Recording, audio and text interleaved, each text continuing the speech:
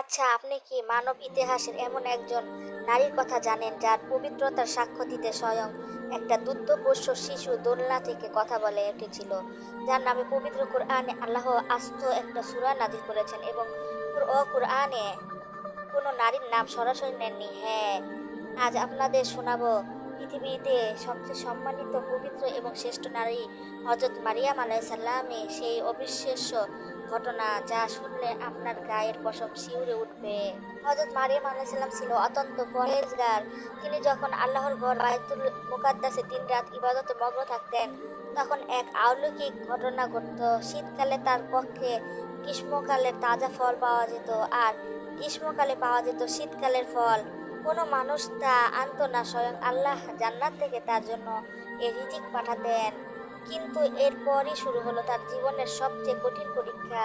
কোনো পুরুষ মানুষের স্পর্শ ছাড়াই অলৌকিকভাবে আল্লাহর আদেশে তিনি গর্ভবতী হলেন।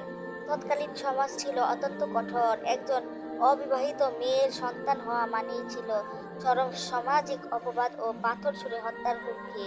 লজ্জা আর মানসিক কষ্টে তিনি কেঁদে আকুল হতেন, কিন্তু আল্লাহর ওপর তার ভরসা ছিল হিমালয়ের মতো অটল। শেষে কোল জুড়ে এলো এক আলোকময় শিশু, হযরত ঈসা আলাইহিস সালাম। মারিয়াম যখন সন্তানকে নিয়ে এলাকায় ফিরলেন, চারপাশ থেকে মানুষ তাকে বেচারিনী বলে গালিগালাজ আর অপবাদ দিতে শুরু করলো। মারিয়াম আলাইসাল্লাম নিজে কোনো কথা না বলে আল্লাহর ইশারায় শুধু দোলনায় থাকা নবজাতক শিশুর দিকে আঙ্গুল দেখালেন। ঠিক তখনই ঘটল ইতিহাসের সেই অবিস্ময়ী অলৌকিক ঘটনা।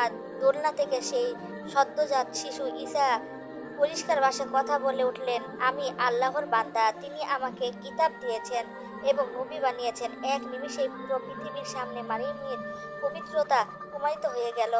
এই ঘটনা আমাদের শেখায়, পুরো পৃথিবী যদি আপনার বিরুদ্ধে চলে যায়, তাও যদি আপনার চরিত্র ঠিক থাকে এবং আল্লাহর উপর ভরসা থাকে, তবে স্বয়ং আল্লাহ আপনাকে উদ্ধার করবেন।